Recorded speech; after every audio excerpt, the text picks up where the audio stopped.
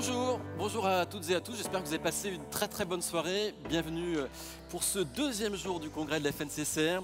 Une table ronde intitulée Territorialisation de la transition écologique, un gage d'efficacité et d'acceptabilité. On le constate toutes et tous, l'ampleur des défis environnementaux auxquels nous faisons face nécessite des actions coordonnées à tous les niveaux de gouvernance. Alors, comment répartir les rôles et les responsabilités entre l'État, les régions, les collectivités locales, les syndicats d'énergie?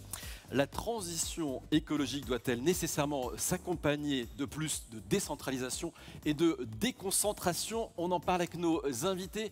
Je vous les présente. Nous rejoint tout d'abord Cécile Regour, maître de conférence en droit public à l'Université Toulouse-Capitole. Merci d'être là, madame. Bienvenue.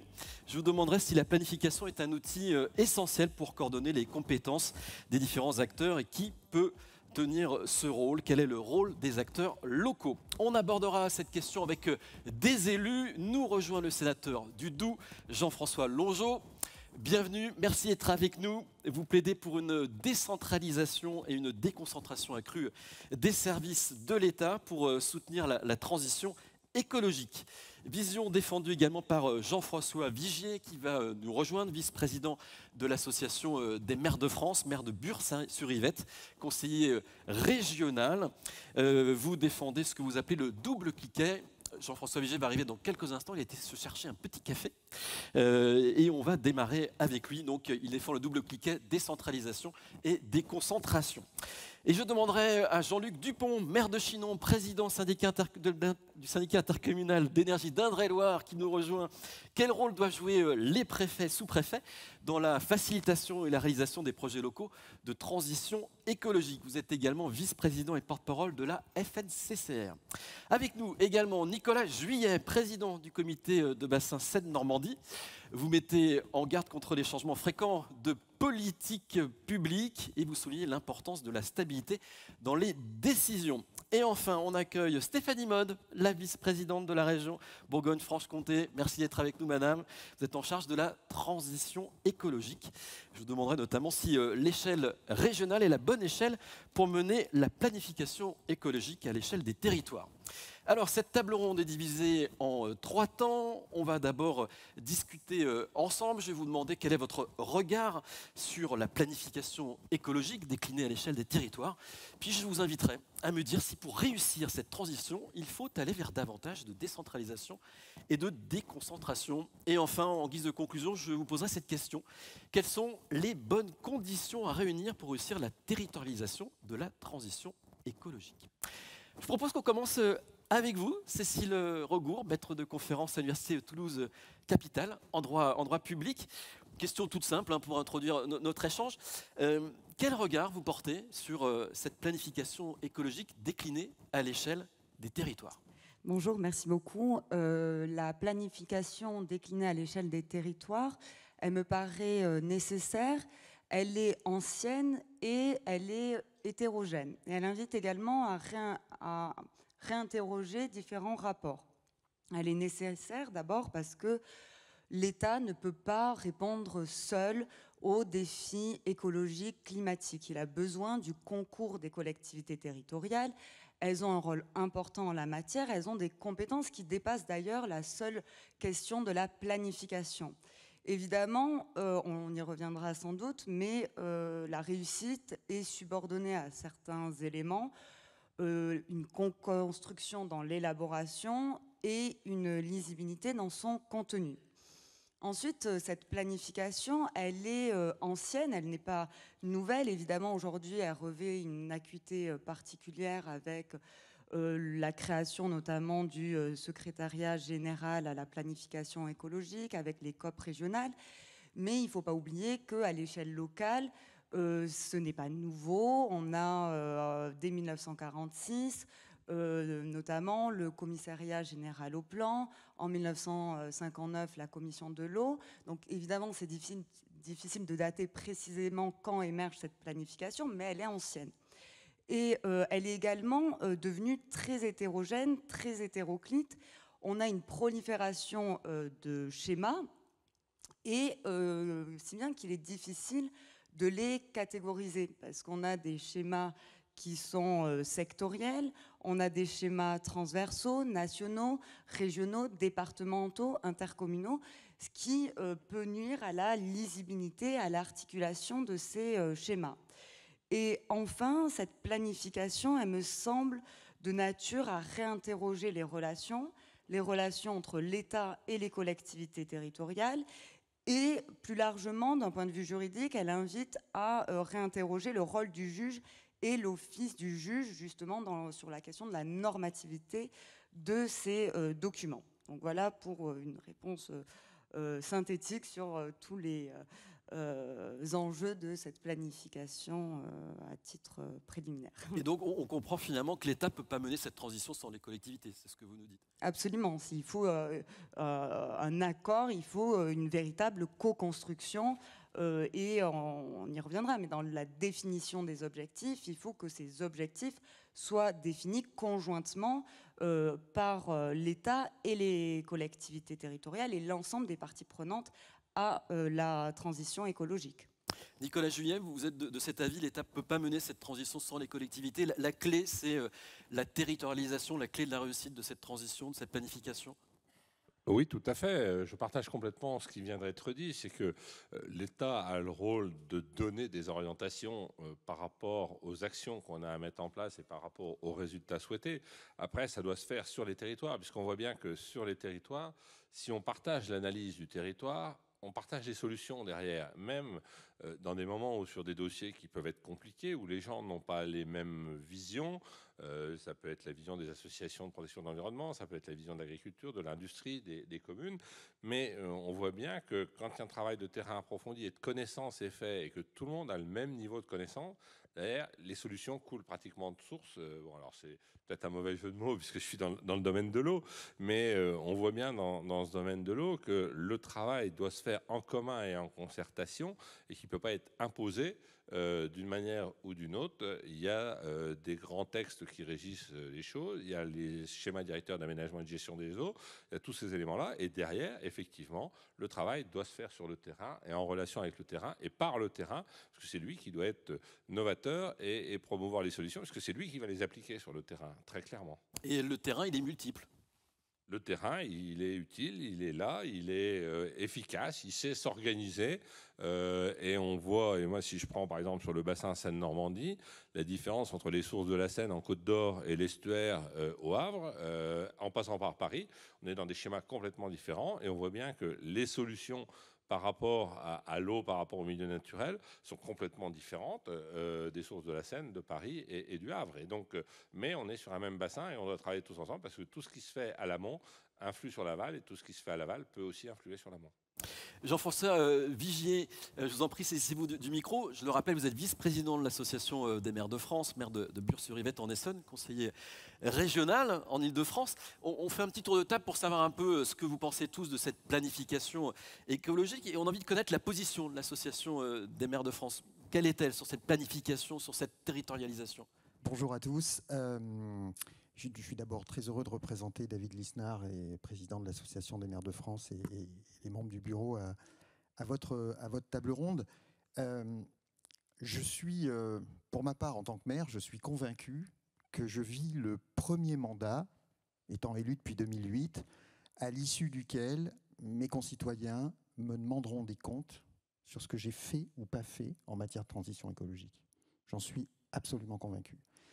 Et je pense qu'aujourd'hui, pour les maires et pour l'immense majorité des maires de France, la question de la transition n'est plus une option, mais elle est rentrée dans la définition des politiques publiques des élus locaux, dans toutes les communes, dans toutes les strates. Et je pense aussi, pour reprendre ce que vient de dire Madame, que cette transition ne pourra pas se faire de manière verticale. C'est absolument impossible, parce que ce sont les élus du premier rang, les élus du bas, c'est-à-dire les maires, les conseillers municipaux, qui parviendront à faire accepter à nos concitoyens la mise en transition de nos communes. Et la mise en transition de nos communes, ce ne sont pas simplement la définition de politique publique. Ce sont des changements fondamentaux dans nos habitudes de vie. Et dès lors que vous procéder à des changements fondamentaux dans nos politiques, dans nos habitudes de vie, eh bien, vous êtes obligé de les accepter, vous êtes obligé de faire du débat. Et les seuls qui pourront faire ça, ce sont les maires. Et si l'État définit des objectifs et veut les faire appliquer d'une manière trop verticale, on ratera la transition. On ne pourra pas la faire. Je vais vous citer un exemple très simple. Prenons une politique publique que nous mettons en œuvre, les mobilités douces, un plan vélo. Quand vous définissez dans une commune le plan vélo, tant que vous discutez avec ceux qui pratiquent le vélo, les associations de vélo, les vélo-taffeurs, tout se passe très bien. Dès que vous mettez en contact, en rapport, les objectifs des utilisateurs du vélo avec les usagers quotidiens de la voiture, ils sont encore à peu près 90% dans notre pays, là ça se passe très mal. Parce qu'il y a un refus de partager l'espace public. Et c'est nous les maires qui devons faire accepter cela, qui devons faire comprendre ces enjeux à nos concitoyens. Il y avait ce matin un article dans le Parisien qui dit « L'environnement, défi du siècle, mais grand oublié de la campagne des législatives ». Personne n'en parle. Prenez les programmes. La question de la transition n'est pas au cœur des priorités des candidats. Et ça nous interroge forcément, puisque nous, au quotidien, on est obligé de la mettre en œuvre. Donc il y a d'autres questions concernant la transition, mais celui-ci en est un en particulier. Jean-François Longeau, sénateur du Doubs, on vient de parler à l'instant de la place du maire dans la transition. Ça nous amènera à nous questionner sur la bonne échelle pour mener à bien cette planification, cette transition. On posera la question d'ailleurs à la vice-présidente de la région. Mais pour vous, quelle est la bonne échelle? Là, on parle de l'importance du maire. Quelle est votre vision? Bien, moi, je partage ce qui vient d'être dit parce que la vision, quand on a effectivement voté la loi climat et résilience, on s'est beaucoup interrogé sur qui devait mener ces sujets. Et effectivement, c'est bien l'élu local. C'est bien l'élu local, mais il ne faut pas non plus tout lui faire porter. L'élu local, lui, sera là pour effectivement expliquer à ses concitoyens la nécessité de réaliser, que ce soit en matière d'eau, en matière d'assainissement, que ce soit en matière effectivement diverses écologiques, d'expliquer à ses concitoyens, d'essayer de convaincre ses concitoyens. Par contre, je crois que le maire doit vraiment être appuyé à un moment donné par des services qui puissent le conseiller, l'aider, négocier un certain nombre de choses. Et il faut effectivement ramener cette transition écologique au niveau des élus locaux. Mais ramener cette transition écologique au niveau des élus locaux, ça veut dire mettre en place une vraie décentralisation. Et quand je dis mettre en place une vraie décentralisation, c'est qu'il ne faut pas que les services de l'État, matin, midi et soir, vous expliquent que ça, vous ne le ferez pas parce qu'il y a tel souci. Et qu'il y a en plus des avis qui sont totalement contradictoires. Et je pense que le bon sens, il est véritablement chez les élus. Hier, je le disais dans mon propos introductif, que Maire d'Ornans, pour ceux qui connaissent, c'est une collectivité effectivement qui a un cachet exceptionnel. D'abord, c'est une petite cité de caractère et que j'ai beaucoup apprécié pendant 21 ans d'avoir le conseil de l'architecte des bâtiments de France. Mais il faut aussi, avec la transition écologique, que nos conseillers, que sont les ABF, puissent effectivement avoir un esprit d'ouverture. Parce que ne pas pouvoir, à un moment donné, mettre ici de l'éolien parce qu'on sait que nos concitoyens n'y sont pas très favorables, ne pas pouvoir mettre des panneaux solaires parce que vous avez une croix à 400 mètres de là, quand vous faites de l'hydraulique, l'examen des dossiers dure des années, des années, des années. Et puis quand vous avez un projet d'éolien, de 6 éoliennes pour 3 communes, c'est-à-dire 2 par commune, quand le projet est adopté, vous avez un recours au tribunal par diverses associations et le tribunal donne raison aux associations. Et derrière, eh bien, la transition écologique est en panne. Et moi, je suis un peu frustré. Pourquoi? Parce que nous avons... je salue ma collègue Denise Saint-Pé qui est dans ma commission. nous avons mis en place cette loi sur l'accélération des énergies renouvelables. Et j'ai un peu l'impression qu'on s'est trompé de pédale et qu'on appuie sur celle du milieu qui est le frein et qu'on n'évolue pas. Et il faudra, à un moment donné, se dire, quand vous écoutez les services d'EDF qui vous disent qu'il faudra doubler notre production d'ici 2050, pour doubler notre production d'ici 2050, il va quand même bien falloir qu'on fasse un mix énergétique. Et donc, il est important, effectivement, que ce dossier soit examiné au niveau local, parce que qui connaît mieux son territoire que l'élu local? Personne. Alors vous avez commencé à parler de décentralisation, on va en parler tout de suite. Je vais continuer à faire le tour de table pour avoir votre regard sur cette planification écologique à l'échelle des territoires. Quel est l'avis, Jean-Luc Dupont, de la FNCCR, vous qui êtes vice-président et porte-parole de la FNCCR? Alors la FNCCR, bonjour à toutes et à tous, elle a cette particularité de représenter le territoire national dans sa complétude. Et pour rebondir sur ce que disait Jean-François à l'instant, c'est qu'en fin de compte, les sujets, lorsqu'ils sont discutés de façon très parisienne pour être déclinés dans les territoires, la problématique des zones de montagne, des zones littorales, des zones rurales faiblement habitées ou des zones denses urbaines, il faut arriver à concilier l'ensemble des intérêts et des usages. Et on voit bien que qui est le mieux à même de pouvoir concilier, de décliner les politiques publiques que ceux qui y vivent au quotidien et qui vivent au quotidien avec ses administrés. Et c'est pour ça que la décentralisation, en tout cas l'appropriation des politiques publiques par les élus locaux, c'est la clé de voûte de la réussite pour deux raisons. La première, c'est d'abord la capacité à décliner localement un programme national qui, lorsqu'on le regarde sur son prisme, au-delà de l'intérêt qu'il a et enfin, je dirais de l'accès volontariste, c'est aussi d'être en capacité de l'adapter, en tout cas de le rendre cohérent avec ce qu'est le territoire et sa réalité. L'histoire, sa sociologie, le tissu industriel, agricole de ces territoires. Et donc ça, c'est le premier prisme. Le second, je rebondis sur ce que disait à l'instant Jean-François, c'est que les injonctions contradictoires des services sont insupportables pour les administrés. Je suis maire d'une ville patrimoniale avec un grand secteur patrimonial remarquable, qui est la moitié de la ville, à Chinon. Et en fin de compte, entre le ministère de l'Environnement qui nous demande de faire de la transition et d'isoler les bâtiments, et l'architecte des bâtiments de France qui empêche le double vitrage, quand vous êtes citoyen lambda et que vous vivez au milieu de ces deux ministères qui d'un côté disent une chose et l'autre dit exactement le contraire, il faut qu'à un moment donné, on arrive à administrer les choses intelligemment. C'est pour ça que nous plaidons pour qu'il y ait à la fois un rôle, un renforcement du binôme préfet-élu local, maire, puisque, en fin de compte, le préfet doit avoir la capacité à localement arbitrer les sujets qui ne peuvent pas l'être à un échelon national, parce que, évidemment, à cause des disparités, on ne peut pas envisager tous les cas de figure. Donc moi, je pense qu'il y a vraiment... Et si on veut que ça réussisse, aujourd'hui, on a un certain nombre de nos concitoyens qui renoncent, ou pire, quand la loi ou quand la règle est idiote, ils la contournent. Enfin, moi, je le vois dans le secteur patrimonial remarquable, on dit à l'usager, vous n'allez pas pouvoir mettre des menuiseries en aluminium, il faut mettre du bois à tout prix qu'il va falloir repeindre tous les 5 ans.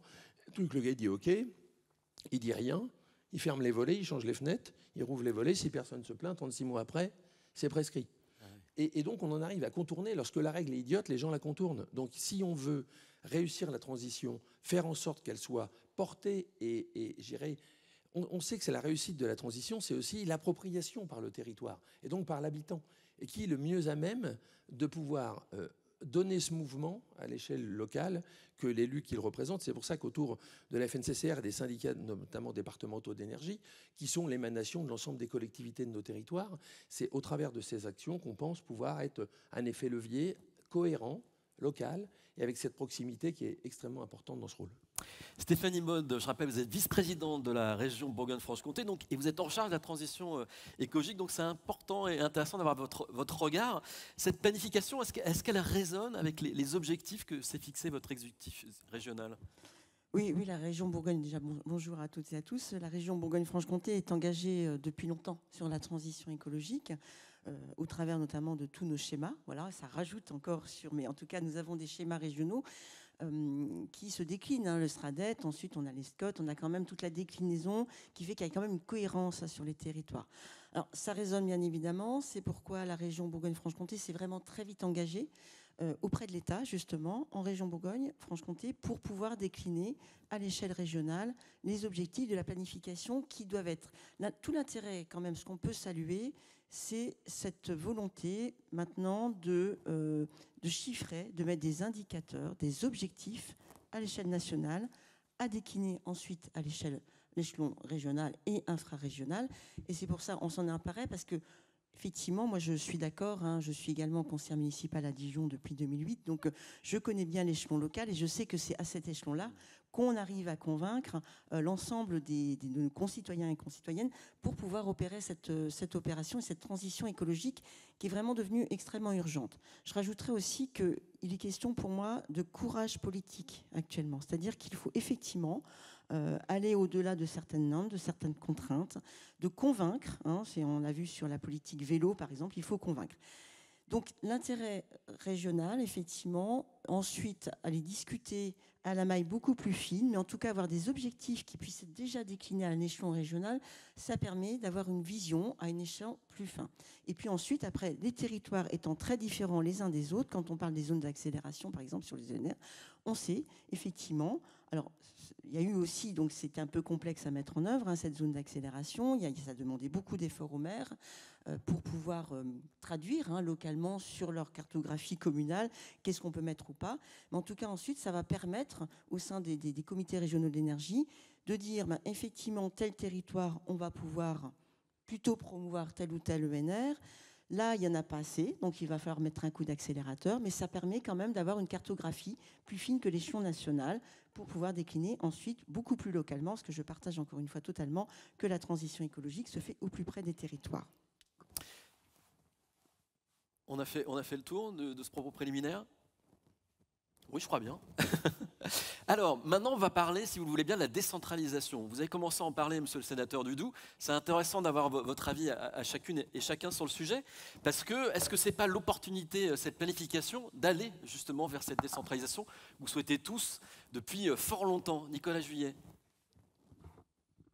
Ah oui, effectivement, on a parlé de décentralisation, on a parlé de territorialisation. Il y a aussi un élément sur lequel il faut qu'on puisse travailler, c'est la contractualisation. Mais la contractualisation sur du long terme. Parce que la problématique, c'est que la contractualisation, à chaque fois qu'on change de ministre ou de gouvernement ou d'autres éléments, on remet à plat et on dit on va créer une nouvelle chose. On l'a vu il y a 2 ans avec le fonds vert, on a créé le fonds vert. Aujourd'hui, le fonds vert, on dit il y a moins de moyens, on en met moins. Le président de la République a annoncé un plan eau l'année dernière, ambitieux, 53 mesures pour l'eau au mois de mars. Au mois de décembre, la première ministre dit pour le moment on met tout à plat, on n'augmente pas les redevances et on met même des redevances avec un minimum, mais le minimum est à 0. Donc comment voulez-vous derrière que l'action puisse être menée sur les territoires avec les agences de l'eau, avec les comités de bassin et là, il y a une ambiguïté très forte par rapport à ça. Et on voit bien, et moi si je reprends le domaine de l'eau, puisque c'est un peu plus ma spécialité, je suis président d'un syndicat départemental des eaux dans l'eau, on s'occupe d'eau potable, d'assainissement collectif, d'assainissement non collectif, de GEMAPI, de démoustication, et on est sur la politique globale de l'eau. On nous dit il y a des problèmes de qualité d'eau. Bon, effectivement, il y a des problèmes de qualité d'eau. On dit aux agriculteurs on peut contractualiser. Des MAEC, pourquoi pas? On développe des MAEC. L'agriculteur met 3 ans à commencer à toucher le premier argent, et avant qu'on ait vu les effets, on change de politique. Et ça, c'est pas possible. Il faut bien pouvoir contractualiser sur le long terme par rapport à ces dossiers-là. Alors avec des clauses de revoyure, avec un travail de terrain qui doit être fait, mais on doit effectivement aller beaucoup plus loin dans ça, et il doit y avoir une relation de confiance qui s'établisse entre les élus, les porteurs de projets et le monde globalement, qu'il soit économique, qu'il soit associatif. Et moi, il y a un élément aussi qui me perturbe très largement, et ça a été dit tout à l'heure, c'est le fait qu'on se met d'accord sur un territoire pour faire telle ou telle intervention. Une association qui n'a aucun point de liaison sur le territoire attaque au tribunal et le juge donne raison alors que tout le monde était d'accord sur les actions à mettre en place au niveau du territoire. Et ça, c'est un élément qui est complètement insupportable et qui va à l'encontre, parce que les gens, quand ils ont été déçus une fois, deux fois, ils disent de toute façon, c'est pas la peine qu'on aille bosser parce que ça ne changera rien et qu'à la fin, tel chef de service dans telle administration dira non, je ne suis pas d'accord. Et derrière, tout passe à la trappe et le travail de plusieurs mois ou de plusieurs années passe à la trappe. Alors qu'on voit bien qu'on ne peut avancer. Alors, il y a certains qui disent la politique des petits pas. Moi, je ne parle pas de politique de petits pas, je parle de politique de pas compter. C'est qu'à un moment, on a un objectif. Il faut y aller au rythme où on peut y aller parce que tout le monde n'a pas les mêmes capacités et la même possibilité d'avancer au rythme. Mais à partir du moment où on avance et qu'on sait où on va, là, on peut effectivement aller loin. Alors que si on change sans arrêt de contractualisation et de politique, on est remis à zéro à chaque fois. Et là, les gens, comme je l'ai déjà dit, disent c'est bon, on laisse tomber, on ne va pas continuer à s'en occuper. Et ça, c'est vraiment un élément important et c'est peut-être encore plus ressenti avec le monde rural aujourd'hui. Mais clairement, le monde rural doit travailler avec l'urbain par rapport à ces éléments-là, sur l'eau potable, sur l'assainissement, sur tous les éléments, parce que souvent la ville va chercher de l'eau potable à la campagne et que s'il n'y a pas un travail qui est fait en commun, on ne peut pas y arriver. Jean-François Vigier, sur ce sujet de la décentralisation, vous êtes adepte du double cliquet décentralisation, déconcentration. Disons qu'on est, rappelons que nous sommes en France, donc dans un pays qui est resté centralisé, un pays qui est resté concentré, et où on voit bien encore les élus locaux, quel que soit d'ailleurs le niveau de strate des collectivités, subissent quand même au quotidien une avalanche de normes, de textes qui viennent se contredire les uns les autres, qui, à peine on les fait rentrer en vigueur, à peine sont-ils remplacés par un autre. Enfin, il faudrait une armée juridique dans nos petites communes pour faire face à toute cette contingence de règlements. Mais on vit avec. Il est venu, évidemment, on le dit depuis des années, le moment de donner la liberté aux élus d'agir. Et la transition, justement, doit être l'occasion de nous donner la capacité d'agir. Parce que, oui, l'égalité républicaine sur l'intégralité du territoire, aujourd'hui, on voit bien que ça ne fonctionne plus en fonction de la spécificité des territoires. S'il y a des territoires qui peuvent avancer plus vite que les autres, il ne faut pas les ralentir. Donc, il faut nous laisser la liberté, il faut fixer, l'État doit fixer un cadre sur la transition, c'est normal, une stratégie nationale, mais il faut nous laisser, nous, la mettre en œuvre en fonction de nos capacités, en fonction de nos priorités aussi. Mais quand je dis ça, ça paraît tellement évident que ça ne devrait même pas être un débat. Or, en fait, c'est tout le sujet. Mesdames et messieurs, c'est tout le sujet. C'est ce que je disais au début de mon premier propos. Décentralisation, déconcentration. Évidemment, depuis les grandes lois de décentralisation, l'État s'est dépêché de descendre dans les territoires pour mieux surveiller ce qu'on faisait. Donc on a maintenant une armée dans les préfectures et les sous-préfectures, avec une difficulté, c'est que le préfet n'a pas autorité sur ses services. Et ce que vient de dire mon collègue de Chinon, mais enfin vous vous rendez compte quand même, la dépréciation de la parole des élus. Moi, quand mes concitoyens me posent des dossiers pour la rénovation par l'extérieur de leur maison, par la pose de photovoltaïques sur les toits, dans les jardins, l'ABF dit non.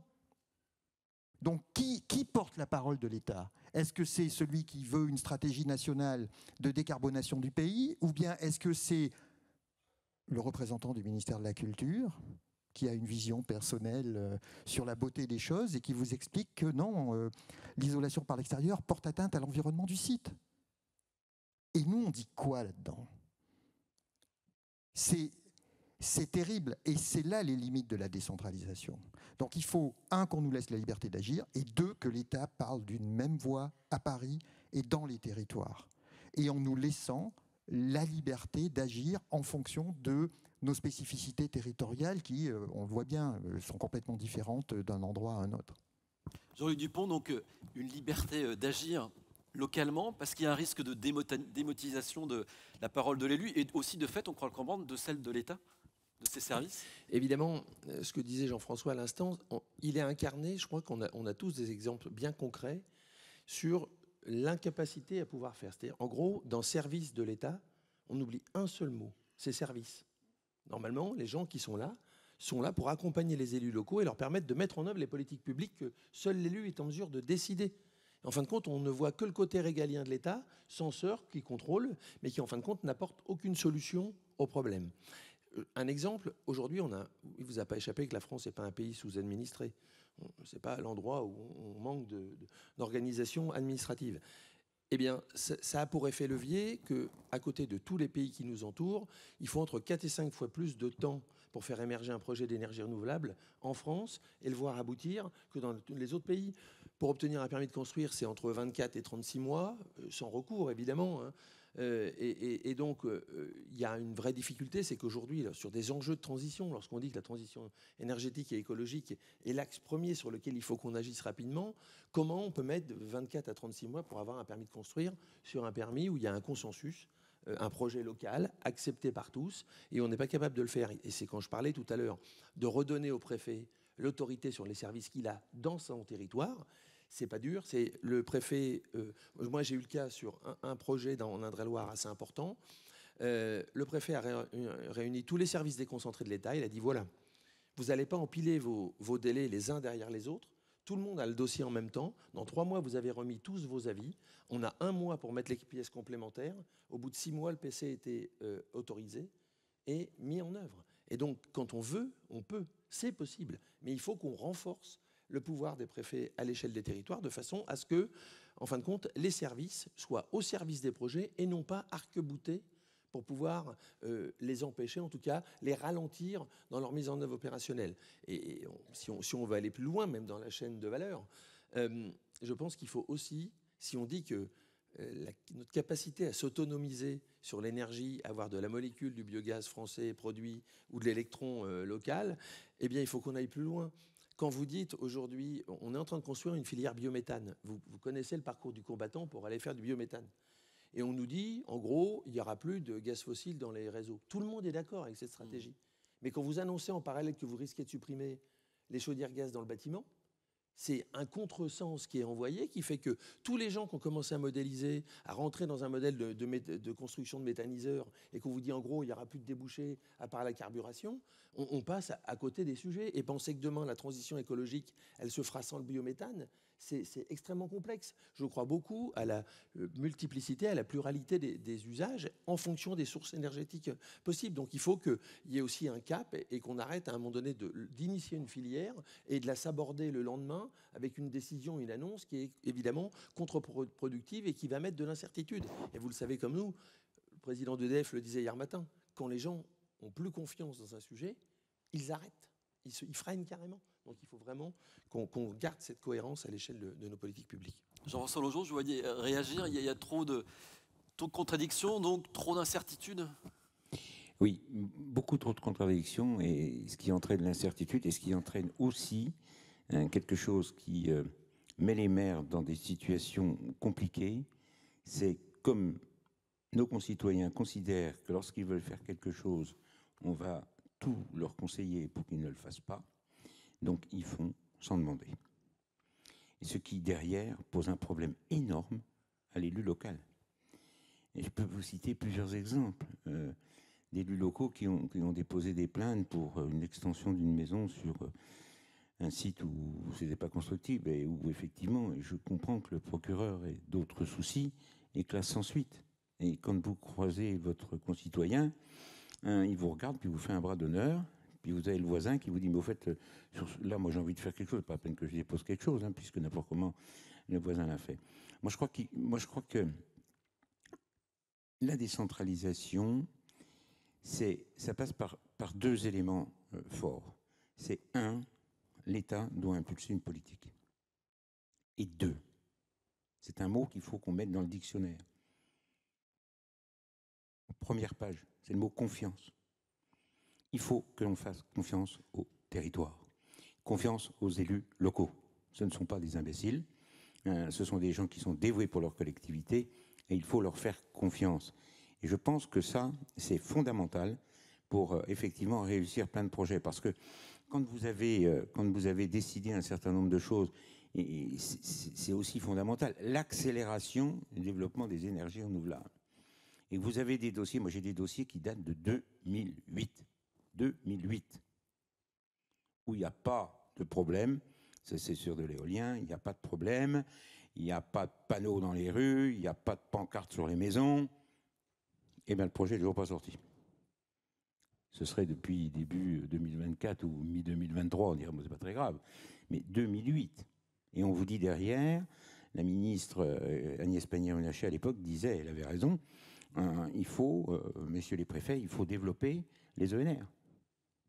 Oui, mais à quelle vitesse? Et mon collègue le disait tout à l'heure, effectivement, par rapport aux autres pays d'Europe, là où nous on met 4 ans, 5 ans, 6 ans, ben, eux ils mettent 6 mois, 8 mois, et je pense qu'il faut que les services de l'État puissent analyser les choses pour nous conseiller, pour conseiller les maires, pour conseiller les élus, pourquoi pas, mais ne soit pas là, un qui vous demande quelque chose, l'autre qui vous demande le contraire, l'autre qui vous dit vous pouvez le faire, mais sans faire ça. Et je pense que, comme le disait Coluche, il faut qu'on arrête. Dites-moi ce dont vous avez besoin, je vous expliquerai comment vous en passez. Et c'est quand même quelque chose de fondamental. Les territoires ont besoin de pouvoir respirer, de pouvoir effectivement évoluer.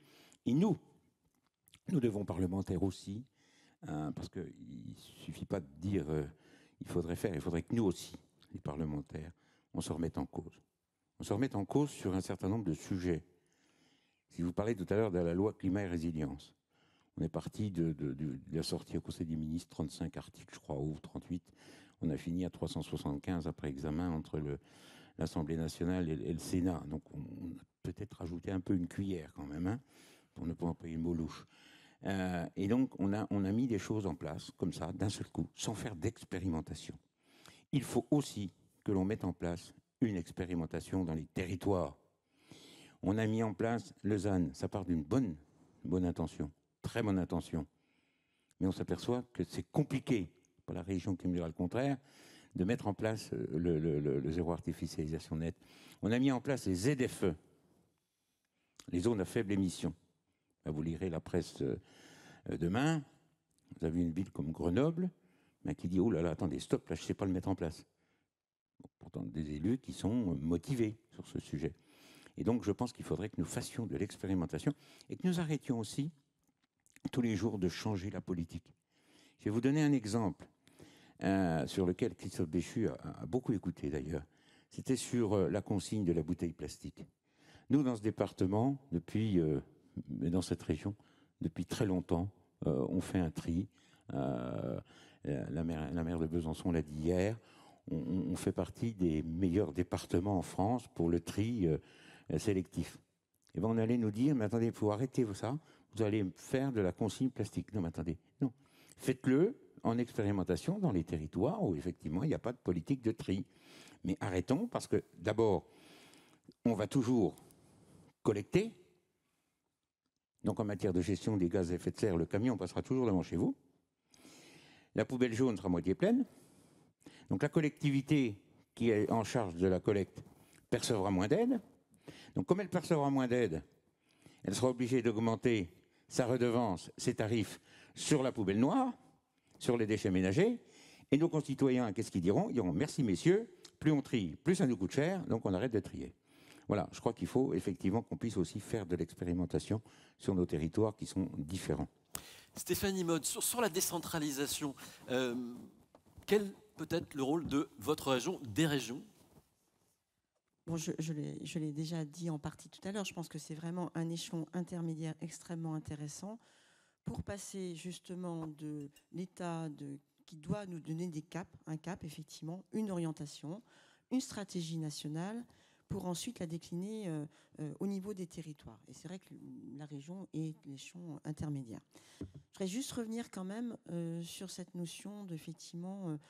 Nous, en région, en tout cas, ce qu'on fait depuis... alors bon, ça a été stoppé net, on va le dire aussi quand même. On ne sait pas du tout ce que va devenir cet exercice de planification territoriale. Voilà, quand même, il faut le dire, c'est complètement stoppé. Donc, on ne sait pas du tout comment ça va pouvoir repartir et si ça peut repartir. Donc, en tout cas, peut-être beaucoup de travail, encore une fois, fait pour pas grand-chose. Mais en tout cas, il y a eu un souci vraiment de travailler avec les services de l'État. Et là, voilà, moi, alors effectivement, je comprends la complexité, les relations parfois compliquées.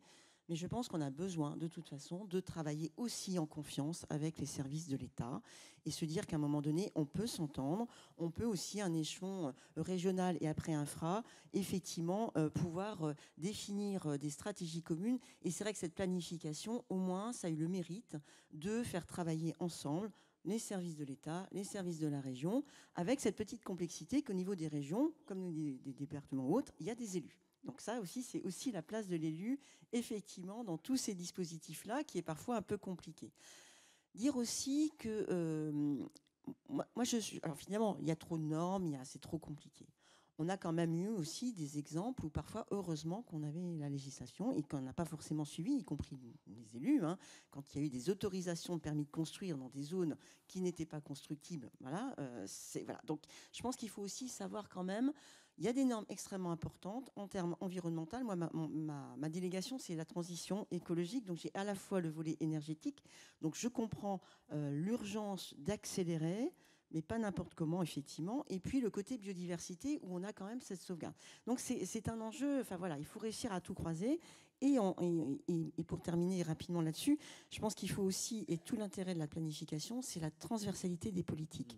Parce que, outre, effectivement, et c'est peut-être que là aussi, on arrivera, il faut qu'on arrive effectivement à discuter avec les architectes des bâtiments de France, pour effectivement dire à un moment donné, effectivement, dans des zones sauvegardées, des zones à fort enjeu culturel, peut-être qu'effectivement, on ne peut pas construire ou rénover l'innovation par l'extérieur, c'est compliqué. Mais il faut absolument arriver à un compromis. Parce que ce qui nous arrive là, c'est quand même déjà un mur d'investissement financier, mais c'est également c'est ce dérèglement climatique qui s'accélère. Donc plus on perd de temps à tergiverser sur effectivement une visibilité, je ne sais où, je ne sais quoi, de je ne sais quel clocher, il y a des enjeux forts. Bon, ben là, on ne discute pas. On passe, voilà. Mais par contre, effectivement, il faut faire chacun des pattes de côté, en tout cas, réussir à s'entendre pour dire, c'est pas bien grave, on va faire du double vitrage, ou alors on fait l'isolation par l'intérieur, mais à quel coût? Enfin, réussir à trouver vraiment des compromis. Moi, je suis beaucoup sur la politique du compromis, et pas de la compromission, mais du compromis pour réussir à avancer. Et dernière chose, cette planification, ça doit être aussi... l'enjeu le plus fort pour moi, c'est aussi la cohérence des politiques nationales, régionales, locales. C'est-à-dire, je vais vous donner un exemple très, très, très simple. On a parlé des ENR. Moi, je vous parlais des dispositifs sur les haies. On a vu à un moment donné, je ne sais combien de dispositifs sur les haies de partout, salés de partout, sans aucune cohérence, avec des choses qui nous arrivent du niveau national. On dit, tiens, je ne sais pas qui dit à un moment donné, ça serait bien, alors le fonds vert, cette fois, on va le mettre sur ça, sans aucune cohérence forcément avec ce qui se fait déjà dans les territoires, et donc avec des choses complètement contradictoires, parce qu'encore une fois, sur cette question des haies, on sait qu'il faut qu'on en installe, ça c'est sûr. Il faut surtout qu'on arrête de les arracher. Et après, il faut qu'on arrive à les entretenir. Donc, plutôt que des dispositifs qui se juxtaposent comme ça, au fil du temps, au gré des politiques, des changements de politique et de gouvernement, ça serait bien qu'on ait une politique globale cohérente, nationale, régionale et locale, pour pouvoir faire du travail constructif et sur du très long terme, parce qu'effectivement, je suis tout à fait d'accord, la transition écologique nécessite du long terme. Merci beaucoup pour ces échanges, ce débat qui est très riche, alors qui manque un peu de contradiction, et on le regrette, parce que évidemment à la FNCCR, on avait convié les représentants de l'État, mais droit de réserve oblige, ils ne sont pas là, et pourtant ça aurait été intéressant, parce que là on est un peu tous d'accord, hein. Je crois que vous êtes OK, décentralisation, déconcentration. Qu'est-ce que vous auriez dit à un représentant de l'État qui aurait été présent aujourd'hui ici? L'urgence, la priorité. Monsieur le sénateur, peut-être d'abord. La priorité, pour rebondir sur ce que vient de dire la vice-présidente de la région, c'est qu'effectivement, les services de l'État peuvent être là pour nous conseiller. Mais le bon sens de l'élu local, on parlait tout à l'heure d'isolation par l'extérieur. Il ne me serait jamais venu à l'idée, ni à moi, ni à mes prédécesseurs, ni à mes successeurs, d'isoler l'hôtel de ville, qui est du XIIIe siècle, par l'extérieur. Jamais. Ça ne me serait jamais venu à l'idée. Donc, qu'ils puissent nous conseiller sur un certain nombre de sujets, ça me paraît important, parce qu'on est des généralistes, on n'a pas la technicité sur tout. Mais ce que je dirais au service de l'État, c'est qu'on a besoin de vous. On a besoin de vous, on a besoin de vos conseils, mais on a besoin aussi que vous puissiez comprendre les politiques que l'on veut mener, qui sont des politiques de bon sens. Et qu'on n'ait pas un service qui vous dise, je n'ose pas dire ce qui m'est arrivé quand j'ai planté des vignes sur un site que Courbet a peint, où les services m'ont dit, attendez, pourquoi vous mettez des vignes? Parce que Courbet, je leur ai expliqué, parce que Courbet a peint, et puis ça va être l'anniversaire de sa mort dans peu de temps, donc voilà ce que je veux faire. Et puis on m'a donné effectivement l'autorisation de planter des vignes, mais on m'a interdit de défricher. Donc, je ne sais pas si vous avez déjà planté des vignes sur des friches, mais enfin bon, après, dessoucher, je veux bien, moi. Mais je pense qu'il faut qu'il y ait une cohérence. Et cette cohérence, elle passera par effectivement, ce qu'a dit Jean-Luc tout à l'heure, c'est le préfet qui réunit ses services en disant, voilà, vous avez tant de temps, vous faites ça, vous répondez aux observations, et puis après on se met d'accord. Ça peut être non, hein. Ça peut être non. Le problème, il n'est pas de dire oui. Le problème, il est d'avoir une cohérence. Quand on vous autorise à planter de la vigne, mais qu'on vous interdit de dessoucher, je peux vous dire que j'avais ça dans ma poche. Je l'ai dit un jour au préfet quand il est venu me voir parce qu'il y a des inondations hors nord. Je lui ai dit, qu'est-ce que j'en fais? Est-ce que je le mets tout de suite au canard enchaîné ou vous regardez? Il m'a dit, non, attendez, je vais m'en occuper. Parce qu'effectivement, dans le mauvais sens et dans le sens ubuesque, ça fait partie des choses fantastiques, quoi. Mais il faut effectivement qu'on puisse travailler avec les services de l'État. Jean-François Vigier, quel message vous auriez aimé passer? J'aurais parlé effectivement décentralisation, mais aussi financement, parce qu'on n'a pas parlé financement. Je ne sais pas s'il est prévu d'en parler, mais c'est c'est quand même un énorme sujet, parce que sans la capacité financière, on ne pourra pas avancer. Il y a d'ailleurs une contradiction, je trouve, entre les budgets carbone qui sont présentés par l'État et le plan budget carbone à l'horizon 2032, et nous, nos capacités à financer. Mais j'aurais dit aussi qu'il y a aujourd'hui des lois qui peuvent partir d'une bonne volonté, qui peuvent partir d'un bon sentiment, qui peuvent vouloir aller dans l'objectif de la transition et qui sont des catastrophes économiques locales. Et on pense évidemment à la loi ZAN, qui, je peux vous le dire, aujourd'hui n'est pas comprise dans les territoires, et notamment dans tous les départements ruraux. Elle n'est pas comprise, elle n'est pas acceptée, et elle est perçue comme étant d'un grand risque d'immobilisme de ces départements, et qui peut en plus causer une inégalité profonde d'un territoire à l'autre à 15 km d'éloignement. Donc ces lois-là, oui c'est vrai, l'AMF et David Lisnard et le bureau, on est très critiques sur cette loi, même sur son volet numéro 2, même si grâce au Sénat on a eu des avancées importantes. Mais la loi, aujourd'hui, n'est pas comprise. Il va falloir la remettre sur le métier, ce n'est pas possible. Et puis, il y a la question du financement. Parce que, je le disais, il y a un décalage entre les objectifs. Les budgets carbone, en fait, l'État nous prévoit sur 15 ans une montée en puissance des objectifs à atteindre. Donc, budget carbone 2019-2023, moins 1,5% de gaz à effet de serre. 24-28, moins 3%. 28-32, moins 5, moins 6%. Nous, on sait aujourd'hui, et I4CE, l'Institut de l'économie pour le climat, il a chiffré les investissements que doivent faire les collectivités locales dans les 10 ans qui viennent, 2020-2030, 12 milliards par an. 12 milliards par an. Les groupes scolaires, c'est 40 milliards par an. 40 milliards. En un temps record. En 10 ans. Or, nous, on vote des budgets à l'équilibre. Et chaque année, que ce soit à la région, que ce soit dans un syndicat d'eau, ou que ce soit dans une commune, l'équation, c'est contenir les dépenses de fonctionnement, maintenir une capacité d'investissement, mais on sait qu'on a une limite, c'est notre capacité à nous endetter. Parce que si on s'endette trop, monsieur le préfet dans le département, il vient nous voir, il débarque en mairie, puis il nous explique avec des grands schémas comment il faut moins dépenser. Donc ça repose le sujet de la fiscalité locale, c'est là où vous voulez en venir. Alors ça pose plusieurs sujets, parce que comment financer la transition écologique dans un délai très court? Parce qu'aujourd'hui, on regarde nos capacités, s'il faut refaire les groupes scolaires, les gymnases, les salles de sport, les centres culturels, les mairies, les centres techniques municipaux, les annexes, tout ça, au regard de nos capacités, en tout cas au regard de la mienne à Bure, c'est 25 ans. Et je vais aller bon train, hein. Je ne vais pas m'arrêter. Et ça veut dire aussi que je dois mettre de côté d'autres investissements, évidemment, qui sont jugés moins prioritaires. Donc, comment agit-on rapidement? Est-ce qu'on met en place une dette verte, c'est-à-dire que finalement on dit, puisqu'on agit pour l'avenir, est-ce qu'on permet aux collectivités de s'endetter sur une durée plus longue?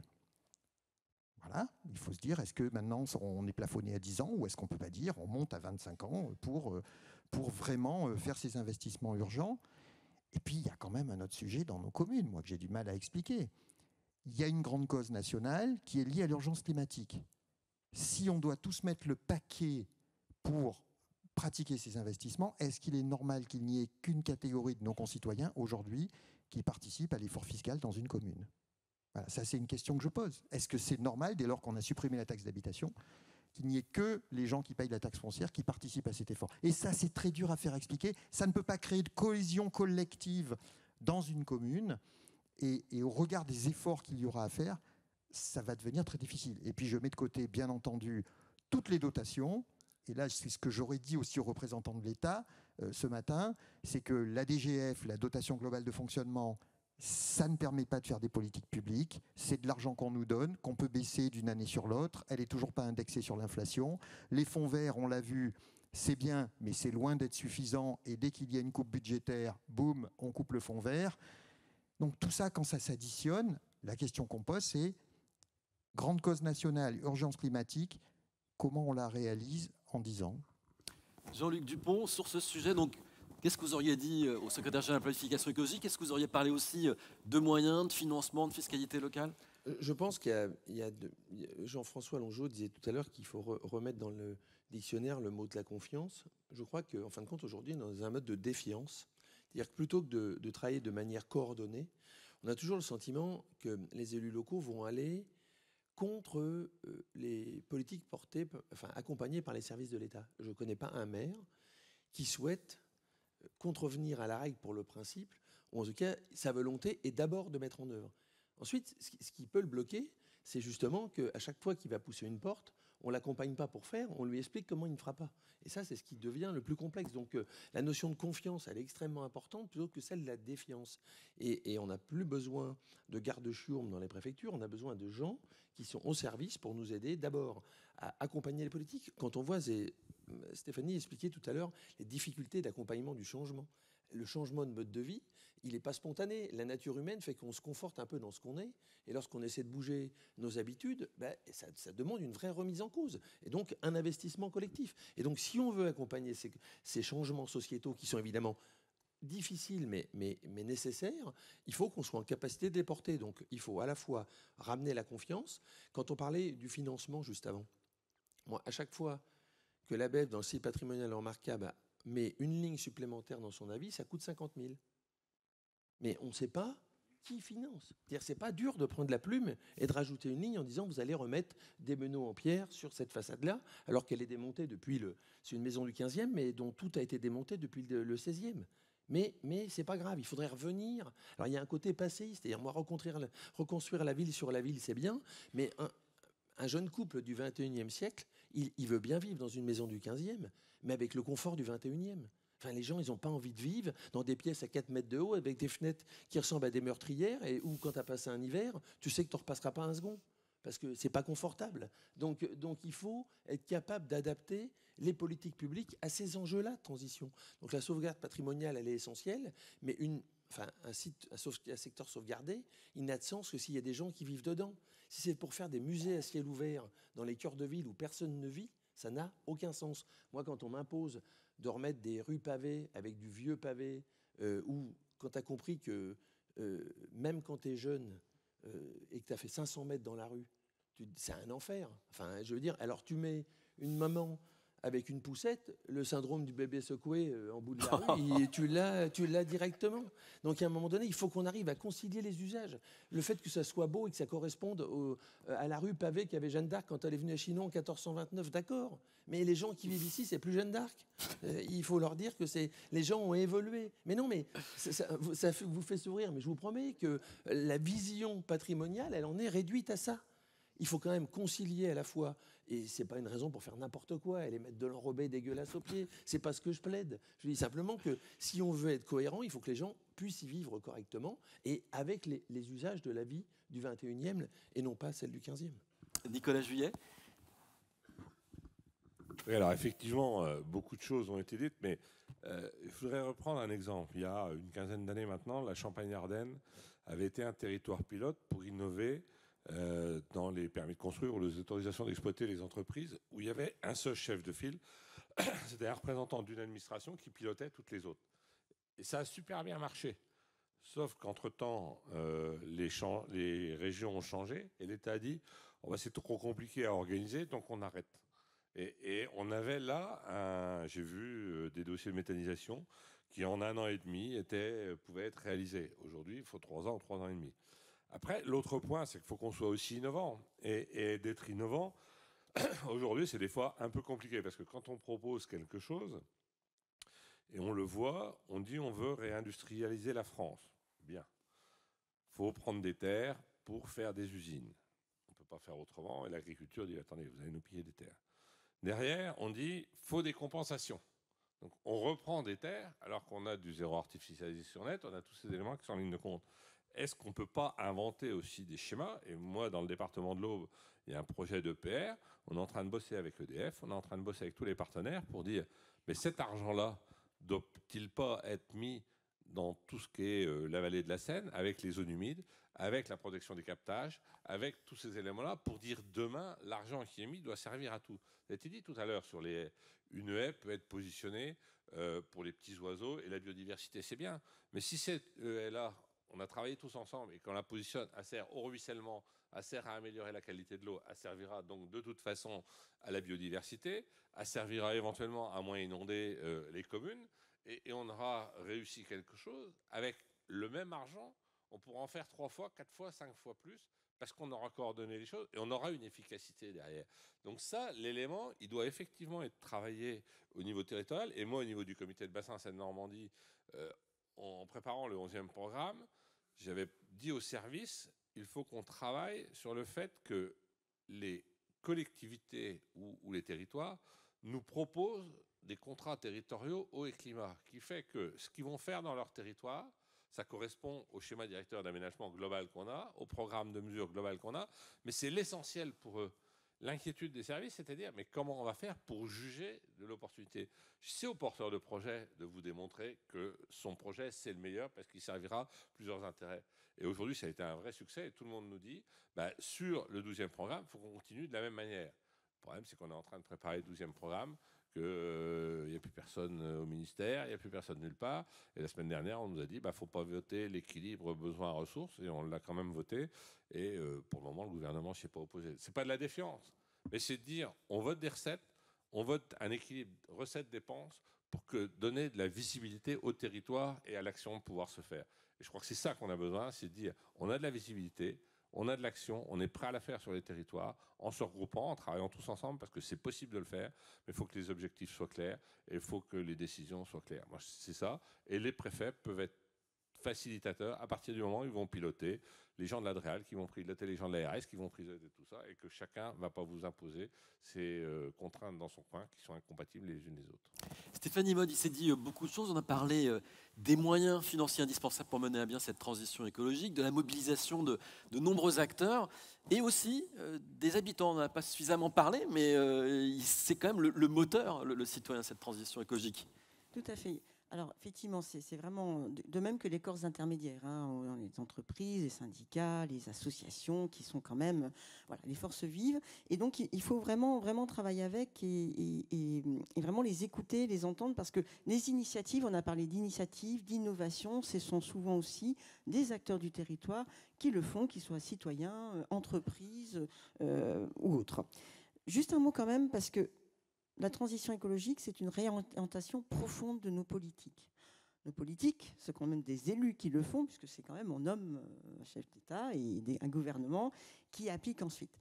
Donc c'est vraiment, on réussira ce pari si on a déjà une véritable volonté politique de le faire, et donc vraiment que l'on croit à ce que l'on fait.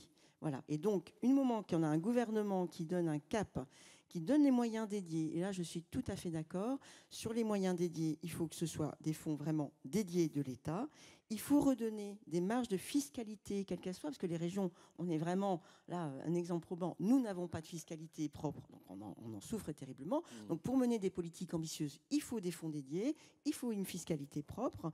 Effectivement, moi je pense qu'il y a du bon endettement et qu'il faudrait vraiment instituer une ligne budgétaire spécifique pour dire qu'effectivement, quand on s'endette pour de la rénovation thermique avec des prêts de très longue durée, on le sort de ces fameuses marges où, vous savez, années qu'il ne faut pas endetter plus, etc., qui inquiètent tout le monde, mais qui en fait n'a strictement aucun sens. Parce que quand on s'endette pour faire de la rénovation thermique de qualité, de faire des zones humides, de refaire des prairies ou autres, etc., on œuvre tout simplement pour l'avenir de notre espèce. Hein, voilà. Donc on est vraiment sur ça. Et puis bien effectivement, si on veut réussir sous ces politiques-là, une fois qu'on a réussi à s'entendre, à travailler dans la confiance avec l'État, les représentants de l'État, et c'est vrai que les préfets ont un rôle vraiment crucial là-dessus, et bien après, il faut embarquer tout le monde. Et donc, il faut réussir à travailler aussi avec les citoyens. Alors, un exemple très concret, en région Bourgogne-Franche-Comté, on a travaillé, ça s'est trouvé comme ça, on n'avait pas encore, on ne savait pas que cette planification allait venir, mais avec une convention citoyenne pour le climat et la biodiversité, qui viennent de nous rendre effectivement leurs conclusions et leurs propositions. Et je crois que là, c'est peut-être le plus gros pari qui nous attend aussi, c'est qu'il faut qu'on retrouve la confiance des habitants, quoi. Donc nous, effectivement, on leur a dit, quand on a commencé cette démarche, on ne pourra pas tout réaliser parce que déjà, tout n'est pas à la main de la région. Alors, il y a une acculturation à faire aussi réelle sur la connaissance, mais ça rejoint la complexité parce que même nous, élus, des fois, on a du mal à comprendre. Alors, je ne parle même pas du domaine de l'eau parce que je n'ai toujours pas tout compris. Voilà. Donc, vous imaginez quand on est citoyen qu'on explique, mais au moins déjà reconnaître qui fait quoi. Donc leur dire que nous, ce qu'on ne pourra pas faire, on va le présenter à l'État qui était d'accord quand on faisait la planification, vous savez, c'était avant-hier, avant une dissolution. Donc voilà, là, on avait dit à l'État, on vous donnera effectivement les conclusions pour que vous puissiez travailler. Donc retrouver la confiance des habitants. Et puis je vais quand même terminer sur une petite note, là on ne sera peut-être pas, mais sur cette question du ZAN. Moi je rappelle quand même que l'enjeu du ZAN, c'est déjà aussi, c'était une proposition de la Convention citoyenne, hein. Voilà. Le ZAN, il vient de là. Et le but, c'était vraiment lutter contre l'artificialisation. Après, tout le monde s'y est mis. On a eu des votes, en plus, qui ont plutôt aggravé. Donc, c'est vrai, je suis d'accord, ce ZAN, c'est vraiment incontrôlable, très compliqué à expliquer, parce qu'on a eu aussi des strates et on est revenu sur ce qu'on avait dit. Donc, il faut aussi, et j'en terminerai là-dessus, donc une politique à long terme. Je ne sais pas si on y arrivera dans notre pays, mais c'est essentiel. Et des financements dédiés pour qu'on puisse vraiment réussir tous ensemble cette transition. Merci. Alors on va vous donner la parole parce qu'on imagine que vous avez envie de réagir, remonter des témoignages. Mais avant, et on la remercie vraiment de sa patience, un grand merci Cécile Regour, un maître de conférence à l'Université Toulouse-Capitale en droit public. J'ai envie de vous questionner parce que le thème de cette table ronde, je le rappelle, c'est la territorialisation de la transition écologique. Est-elle nécessairement un gage d'efficacité? Et c'est vrai qu'il faut qu'on se pose la question parce que là on dit c'est super, la territorialisation, c'est formidable, c'est ce qu'il faut faire. Mais dites-nous. Sur cette question, et je pense c'est ce qui ressort aussi des discussions, la réponse, elle est nuancée. Elle doit être nuancée sous forme de oui-non. Oui, gage d'efficacité dans la mesure où elle est nécessaire. On l'a dit, l'État, il ne peut pas relever ses défis seul. Il a besoin du concours des collectivités territoriales. Donc, il faut sortir de cette verticalité. Mais c'est un oui nuancé dans la mesure où cette efficacité, on l'a vu, elle est conditionnée par plusieurs facteurs. Le premier, c'est l'élaboration, la co-construction. Il ne faut pas oublier que la planification, ce n'est pas une finalité en soi, c'est un instrument, un outil au service d'une politique publique. Et donc, il me semble que justement, dans la définition des objectifs et des moyens alloués, eh bien, ils doivent être définis, déterminés par l'ensemble des parties prenantes et que ces objectifs et ces moyens, ils ne peuvent pas être définis de manière unilatérale par l'État. Il ne faut pas que cette planification soit une simple stratégie de communication comme on a vu avec les outils de démocratie participative et leur portée limitée. Donc je pense que dans cet enjeu, c'est vraiment une co-construction et une définition ensemble des objectifs et des moyens, et que les collectivités territoriales n'aient pas une simple compétence opérationnelle. On a parlé de l'énergie. Je pense que les lois climat et résilience, la loi de 2021 et la loi portant accélération des énergies renouvelables de 2023, eh bien, ont laissé un sentiment ambigu. Parce que si on prend la loi de 2021, il y a cette idée de décliner les objectifs au niveau territorial, au niveau régional. Mais en réalité, ces objectifs, ils sont définis par décret et certes, a été créé un comité régional de l'énergie, mais sa portée est limitée. Il a un simple avis consultatif qui doit rendre de surcroît dans un délai très limité de 2 mois. Donc ça laisse une marge de manœuvre assez limitée. Ensuite, cette efficacité, elle est évidemment subordonnée à une lisibilité. C'est-à-dire que les objectifs, les moyens, les indicateurs pour atteindre ces objectifs, ils doivent être clairs et pensés de manière globale. Et enfin, je pense que la planification ne pourra réussir qu'avec une articulation cohérente entre les différents schémas. On a, quand on prend le thème du climat, du bas carbone, une prolifération de schémas. On a plusieurs schémas, stratégie bas carbone, le plan intégré de l'État, le SRADET, le plan climat air énergie territoriale. Et donc, il y a tantôt des rapports de prise en compte, de compatibilité, de conformité, et ça peut engendrer une certaine confusion. Donc, je pense que la planification, elle est ancienne, on l'a vu, elle a fonctionné, donc oui, ça engage d'efficacité, mais qui n'est pas garantie, qui est subordonnée à un ensemble de paramètres, et c'est un simple outil, il ne faut pas l'oublier, qu'est la planification. Merci beaucoup Cécile Regour. On va inviter le public présent à réagir si vous le souhaitez. On éclaire la salle, ce qui me permettra de voir les mains qui se lèvent pour solliciter le micro. Il y a des micros qui sont de côté des allées. Alors, on a au premier rang un monsieur qui lève la main.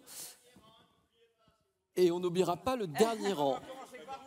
Et on peut même commencer par le dernier rang. Hurlez bien fort qu'on vous voit. Il est tout en haut, le monsieur. Tout en haut, tout en haut. Alors par contre, vous allez être obligé de faire de l'escalade, madame. Désolé. Voilà, vous faites monter au pas 4 à 4 notre sympathique hôtesse. On va vous écouter. Merci, bonjour, madame. monsieur. Bien, alors, bonjour mesdames, bonjour messieurs, bonjour chers collègues. Ralph Monplaisir, maire de Case-Pilote, président du syndicat mixte d'énergie de la Martinique. Je serais étonné que 80 à 90% des personnes assises dans cette salle n'aient pas été à 100% d'accord avec tout ce que vous avez expliqué. La première chose que je vous dirais, c'est qu'effectivement, la confiance, c'est la base de tout. Et elle s'appuie sur ce que j'ai toujours appelé le bon sens. Mon grand-père avait beaucoup de diplômes du côté de ma mère, médecin, enfin il avait tout. Mon père, qui n'avait pas ces diplômes-là, disait à sa femme, avec son accent anglais, « Ton papa a beaucoup est très intelligent, mais il n'a aucun bon sens. » Et le bon sens, c'est ça qui a fait notre pays, la France. Elle a été faite par des paysans. Les paysans fonctionnent avec le bon sens. Aujourd'hui, on nous a dit, on décentralise, et patati et patata. C'est bien beau. On nous dit, il faut faire la transition, il faut aller... C'est bien beau. Mais ce qui a été dit est vrai. Le préfet n'a plus de pouvoir. Nous perdons notre crédibilité, nous, les élus, auprès de nos populations, donc auprès de toutes les Françaises et Français qui ne vont plus voter parce que, à quoi ça sert? Quand nous, avec notre bon sens, nous essayons de rétablir la confiance avec celles et ceux qui vivent autour de nous, parce que, qu'on le veuille ou non, chacun est, à un moment donné, plus ou moins isolé dans son territoire, eh bien, qu'est-ce qui se passe? Nous travaillons sur quelque chose, subitement, on nous dit il faut changer, il faut faire autre chose. Ça vient d'où? Ça vient d'en haut, de quelqu'un qui a voulu, excusez-moi, mais j'ai beaucoup de respect pour les gens qui travaillent dans les ministères, mais qui a voulu montrer que lui aussi, il avait fait des études et qu'il a des idées. Alors, il nous sort quelque chose qui n'a aucun bon sens. qui peut avoir du bon sens dans un coin, mais nulle part ailleurs. Et qu'est-ce qui se passe? Il faut appliquer ça.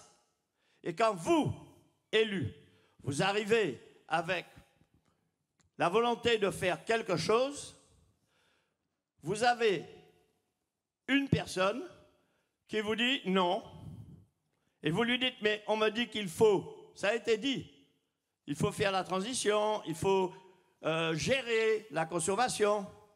Ah oui, mais moi je suis l'ABF, effectivement j'ai ma petite façon de voir les choses, je vous dis que non, vous ne pouvez pas. Et là où vous êtes coincé, c'est que vous allez voir l'État, c'est-à-dire son représentant. Et son représentant, c'est madame ou monsieur le préfet. Vous lui expliquez votre problème et il vous répond qu'il ne peut rien faire parce qu'il y a quelqu'un qui est dans une position où lui, il n'a pas le droit, lui préfet, de discuter ou de remettre en cause quoi que ce soit. Il est obligé de dire, ce représentant de tel ministère, c'est lui qui a la parole. J'ai fini, merci de vous lever, je comprends très vite, mais je parle longtemps pour dire des choses avec du bon sens. Merci mesdames et messieurs. Merci monsieur. Merci. La volonté n'était pas de vous couper, mais de faire tourner la parole pour qu'il y ait d'autres réactions dans la salle, des interventions. Au premier rang, donc, monsieur, et je ne vois pas de dame lever la main, donc on sollicitera une dame, ça serait très très bien. Je laisse faire les hôtesses parce que je ne vois pas du tout. Alors, donnez le micro, je vous en prie, madame. Merci beaucoup. Bonjour. Oui, bonjour. Yves Simon, syndicat de l'Allier, et maire depuis 35 ans. J'ai écouté beaucoup de choses, mais je dirais, des proches disaient un jour j'irai vivre en théorie, il n'y a pas de problème. Quel est le problème de nos communes aujourd'hui? Et je partage complètement l'analyse du représentant de l'Association des maires de France. Moi, dans mon département, 40%, 50% des communes sont en difficulté financière. On a les énergies nouvelles.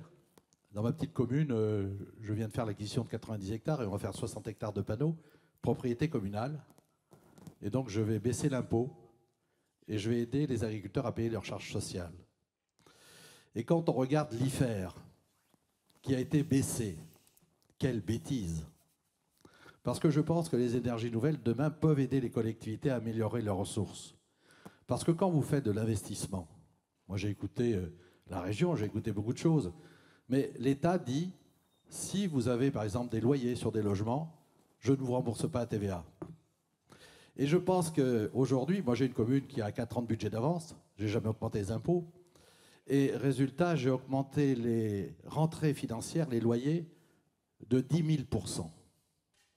Résultat, je le fais parce que j'ai dégagé de l'autofinancement, parce que je suis capable d'aller chercher les subventions. Dans un syndicat d'eau, aujourd'hui, je suis obligé d'emprunter sur 60 ans pour faire les travaux. Je n'ai plus les moyens. Donc, résultat, on peut avoir les plus beaux discours sur la transition énergétique. Moi, j'ai réseau de chaleur. Tous mes logements communaux sont en mix énergétique et tout. Mais si les communes n'ont pas les capacités de CAFNet pour autofinancer, les beaux discours resteront ce qu'ils sont. J'ai été parlementaire. On peut vous faire les plus belles lois. On peut vous faire les plus beaux décrets, quelquefois contradictoires. On peut vous envoyer au Conseil d'État, au Conseil constitutionnel. On peut vous envoyer des circulaires. Et quand vous êtes sur le terrain, y compris avec la paire, démerdez-vous. C'est ça notre problème. Mais avant tout, pensons, et je pense que dimanche soir, certains vont se rendre compte que, vu les finances de l'État, on peut toujours réclamer plus. Hein. Quand vous donnez 3 € de salaire à un fonctionnaire, vous empruntez 1. Donc, résultat, on va avoir des limites. Donc, redonnons les capacités à des collectivités d'avoir de l'autofinancement et de faire des choses. Dans mon syndicat, on a financé tous les PCAET. La plus petite communauté de communes a son PCAET. Donc, on réfléchit très en amont. Mais on le fait parce qu'on est volontaire. Si on devait attendre les instructions de l'État, je pense qu'on resterait dans la théorie. Merci. On va prendre une autre réaction ou question.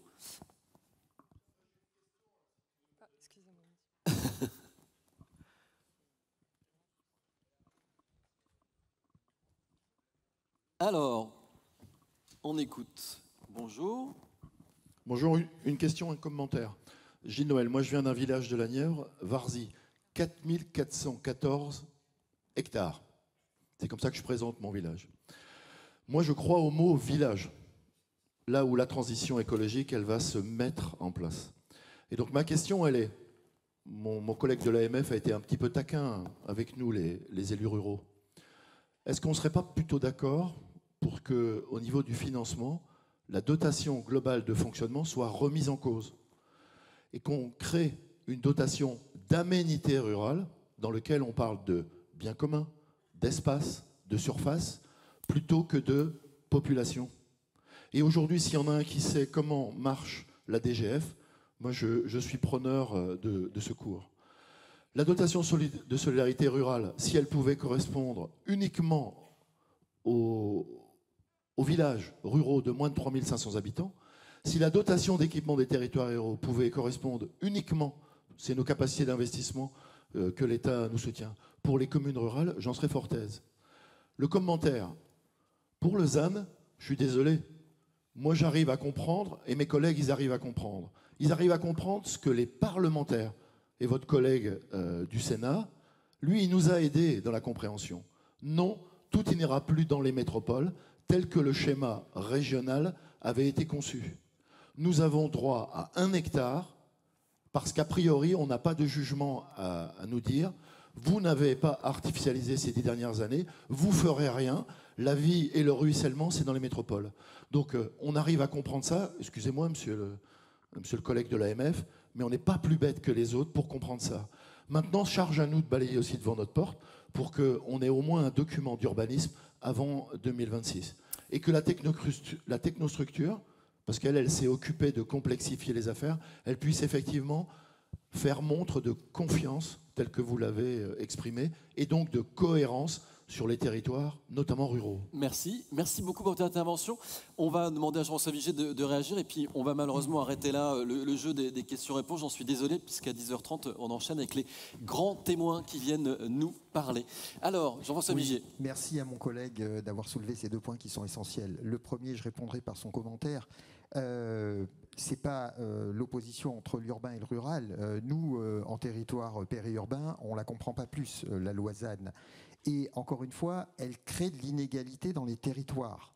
Parce que ce que nous font remonter les élus, et j'ai eu l'occasion de me rendre à plusieurs assemblées départementales pour représenter l'AMF dans des départements ruraux, c'est qu'en fait, ils ont du mal à avoir déjà la compréhension de la loi telle qu'elle a été adoptée, même si les sénateurs, je l'ai dit, l'ont beaucoup améliorée, mais ils ont du mal aussi à avoir une vision de ce que fait la région dans son STRADET. Et dès lors qu'on autorise le développement d'un territoire, souvent, les élus nous font remonter que le territoire d'à côté, il est forcément pénalisé. Donc c'est là où je pense qu'il y a un manque de clarté sur cette loi. Et ce qu'on ressent aussi, c'est que beaucoup d'élus de départements ruraux nous font remonter ces difficultés. Et puis la deuxième chose, que vous avez mentionné, c'est la question du financement. Donc, oui, on peut toujours revoir la DGF, on peut la transformer, l'améliorer, mais enfin, mes chers collègues, c'est pas avec de la dotation qu'on fait des politiques publiques, c'est avec de la fiscalité, c'est avec des ressources fiscales.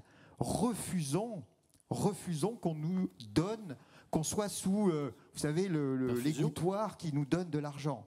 La seule façon d'avoir un discours de responsabilité avec nos concitoyens, c'est la ressource fiscale. C'est la libre administration des communes. C'est ça la décentralisation. Refusons toujours la dotation. En plus, on ne sait pas comment elle est calculée, mais c'est elle qui nous met sous perfusion et rien d'autre. Merci, un grand merci à nos intervenants et intervenantes. Je voulais simplement dire à notre collègue de la Martinique qui n'a pas posé de questions, mais je voulais dire qu'il a paraphrasé Montesquieu. Parce que je ne sais pas s'il savait ce qu'a dit Montesquieu. Montesquieu a dit « J'aime les paysans car ils ne sont pas assez savants pour raisonner de travers ». Merci. Conclusion. Merci beaucoup. Un grand bravo à nos intervenantes et intervenants. Et on invite Jean-Michel Laubry, le journaliste de la séquence suivante, à nous rejoindre pour accueillir le président de la FNCSR, Xavier Pintin, puisqu'on va accueillir les grands témoins de la fédération.